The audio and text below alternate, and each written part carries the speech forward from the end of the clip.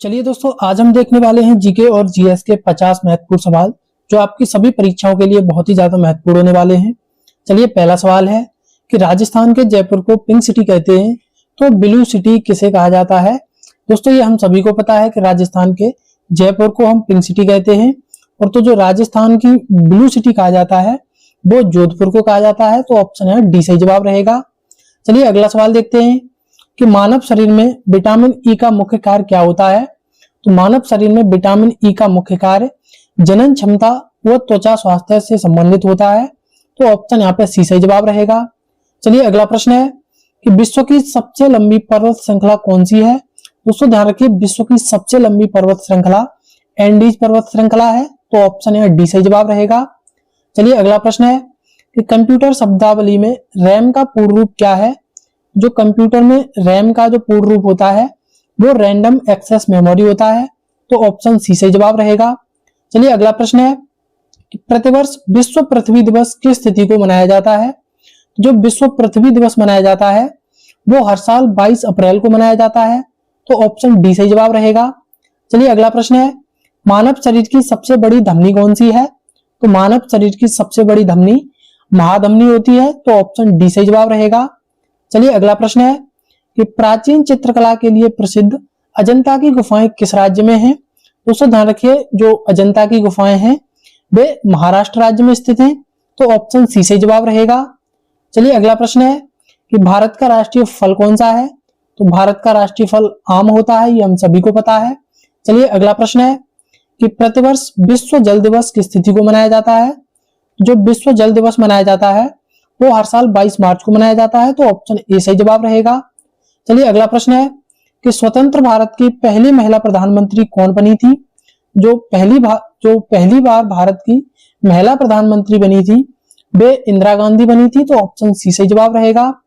चलिए, अगला प्रश्न है कि 1916 में होम रूल लीग की स्थापना बाल गंगाधर तिलक और किसने की थी। तो जो होम रूल लीग की स्थापना की थी वो 1916 में बाल गंगाधर तिलक और एमी बेसेंट के द्वारा की गई थी। तो ऑप्शन डी सही जवाब रहेगा। चलिए, अगला प्रश्न है कि भारतीय संविधान के किस अनुच्छेद में संसद के गठन का प्रावधान है। दोस्तों, ध्यान रखिए, भारतीय संविधान में संसद के गठन का जो प्रावधान है वो अनुच्छेद 79 में है। तो ऑप्शन डी सही जवाब रहेगा। चलिए, अगला प्रश्न है कि कश्मीर के इतिहास पर आधारित प्रसिद्ध पुस्तक राजतरंगिणी के लेखक कौन है।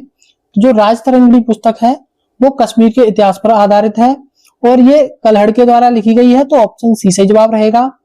चलिए, अगला प्रश्न है कि भारत में दुग्ध उत्पादन से जुड़ी श्वेत क्रांति का जनक किसे माना जाता है। दोस्तों, ध्यान रखिए, जो भारत में श्वेत क्रांति का जनक कहा जाता है वो डॉक्टर वर्गीज कुरियन को माना जाता है। तो ऑप्शन डी सही जवाब रहेगा। चलिए, अगला प्रश्न है कि प्राचीन भारत के प्रसिद्ध मौर्य वंश का अंतिम शासक कौन था। दोस्तों, मौर्य वंश की स्थापना चंद्रगुप्त मौर्य के द्वारा की गई थी और इसका जो अंतिम शासक था वो बृहदत्त था। तो ऑप्शन ए सही जवाब रहेगा। चलिए, अगला प्रश्न है कि एशियाई शेरों के लिए प्रसिद्ध गिर राष्ट्रीय उद्यान किस राज्य में है। दोस्तों, ध्यान रखिएगा, जो गिर राष्ट्रीय उद्यान है वो एशियाई शेरों के लिए प्रसिद्ध है और यह गुजरात राज्य में स्थित है। तो ऑप्शन बी सही जवाब रहेगा। चलिए, अगला प्रश्न है कि भारतीय संविधान के किस अनुच्छेद में वित्तीय आपातकाल का प्रावधान है। दोस्तों, ध्यान रखिए, जो वित्तीय आपातकाल का प्रावधान है वो संविधान के अनुच्छेद 360 में है। तो ऑप्शन यहाँ पे डी सही जवाब रहेगा। चलिए, अगला प्रश्न है कि गांधी जी ने 1930 में प्रसिद्ध दांडी मार्च की शुरुआत किस स्थान से की थी। तो जो गांधी जी ने दांडी मार्च शुरू किया था वो 1930 में साबरमती आश्रम से स्टार्ट किया था। तो ध्यान रखिए, ऑप्शन सी सही जवाब रहेगा। चलिए, अगला सवाल देखते हैं कि भारत के केंद्रीय बैंक भारतीय रिजर्व बैंक का मुख्यालय कहाँ स्थित है। तो जो भारतीय रिजर्व बैंक का मुख्यालय है वो मुंबई में है। तो ऑप्शन डी सही जवाब रहेगा। दोस्तों, भारतीय रिजर्व बैंक की स्थापना कब हुई थी, इस सवाल का जवाब आप कमेंट बॉक्स में बताइए। चलिए, अगला प्रश्न है कि मध्य भारत की प्रमुख नदी नर्मदा नदी का उद्गम स्थल कौन सा है। दोस्तों, ध्यान रखिए, नर्मदा नदी का जो उद्गम स्थल है वो अमरकंटक की पहाड़ियां हैं। तो ऑप्शन ए सही जवाब रहेगा। चलिए, अगला प्रश्न है कि किस संविधान संशोधन द्वारा पंचायती राज व्यवस्था को संवैधानिक दर्जा दिया गया था। दोस्तों, ध्यान रखिए, पंचायती राज व्यवस्था को 73वें संविधान संशोधन द्वारा संवैधानिक दर्जा दिया गया था। तो ऑप्शन ए सही जवाब रहेगा। चलिए, अगला प्रश्न है कि मध्यकालीन भारत में भू राजस्व एवं प्रशासनिक एकता प्रथा किसने शुरू की थी? जो मध्यकालीन भारत में एकता प्रथा की शुरुआत की थी वो इल्तुतमिश ने की थी, तो ऑप्शन यहाँ ए सही जवाब रहेगा। चलिए अगला प्रश्न है कि भारत के किस उत्तर पूर्वी राज्य का प्रसिद्ध शास्त्रीय नृत्य सत्रिया है? दोस्तों ध्यान रखिए, जो सत्रिया है वो असम राज्य का एक प्रसिद्ध शास्त्रीय नृत्य है, तो ऑप्शन डी सही जवाब रहेगा। चलिए अगला प्रश्न है कि संयुक्त राष्ट्र से संबंधित विश्व मौसम विज्ञान संगठन का मुख्यालय कहाँ है? दोस्तों ध्यान रखिए, विश्व मौसम विज्ञान संगठन का मुख्यालय स्विट्जरलैंड के जेनेवा शहर में स्थित है, तो ऑप्शन यहाँ पे सी सही जवाब रहेगा। चलिए अगला प्रश्न है कि महात्मा गांधी ने कांग्रेस के किस एकमात्र वार्षिक अधिवेशन 1924 की अध्यक्षता की थी? दोस्तों ध्यान रखिए, महात्मा गांधी जी ने कांग्रेस के एकमात्र अधिवेशन जो 1924 में आयोजित किया गया था, जो बेलगाम अधिवेशन कहा जाता है, उसकी अध्यक्षता की थी, तो ऑप्शन बी सही जवाब रहेगा। चलिए अगला प्रश्न है कि संविधान की कौन सी अनुसूची दल बदल विरोधी कानून से संबंधित है?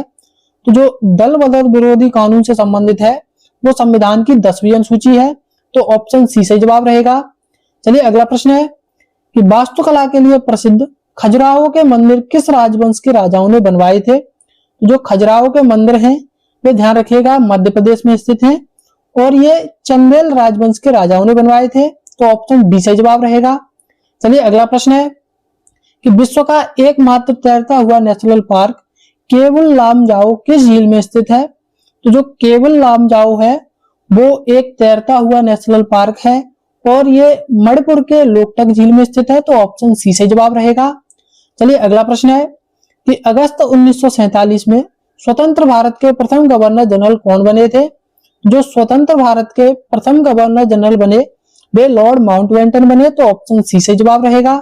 चलिए अगला प्रश्न है कि संसद के किस सदन को स्थायी सदन कहा जाता है जो कभी भंग नहीं होता?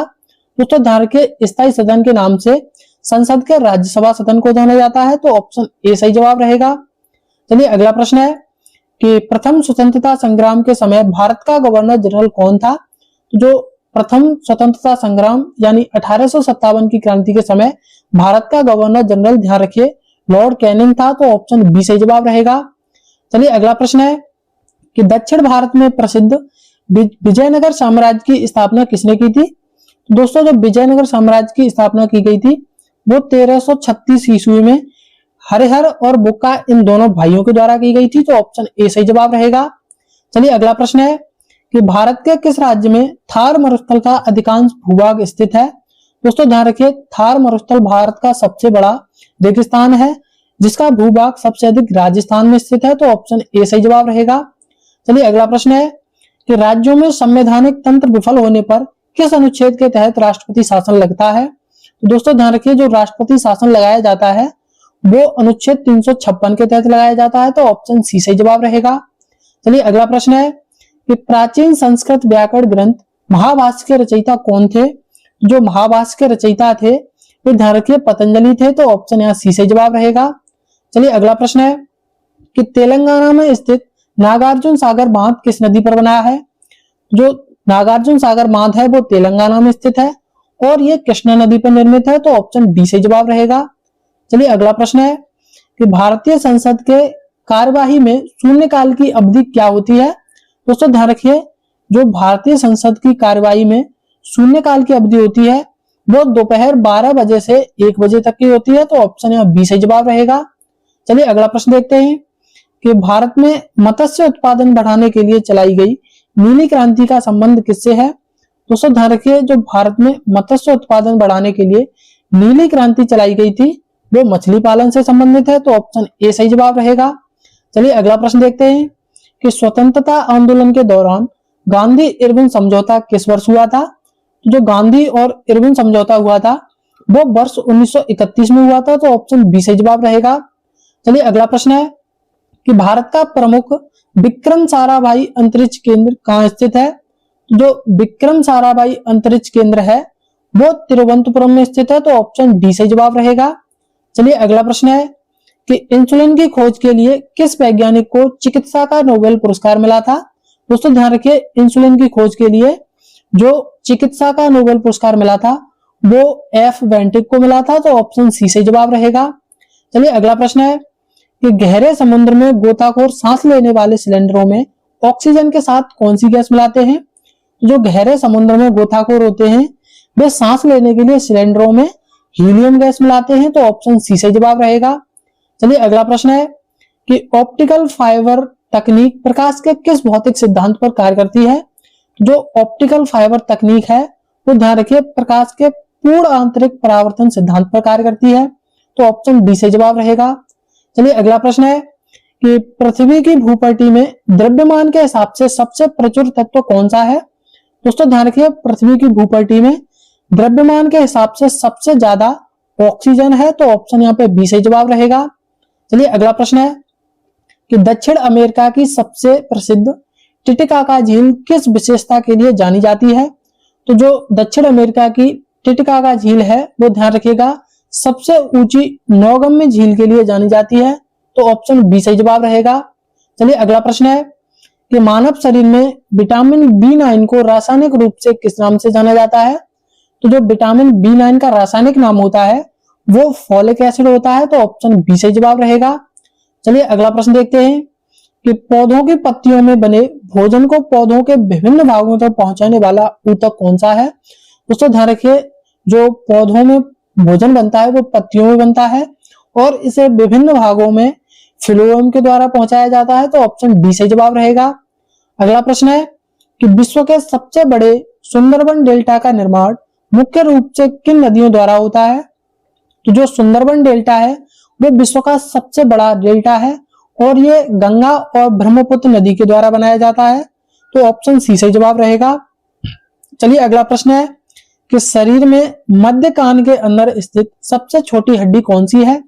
जो मानव शरीर में हमारे कान के अंदर स्थित सबसे छोटी हड्डी होती है वो स्टपीज होती है, तो ऑप्शन बी से जवाब रहेगा।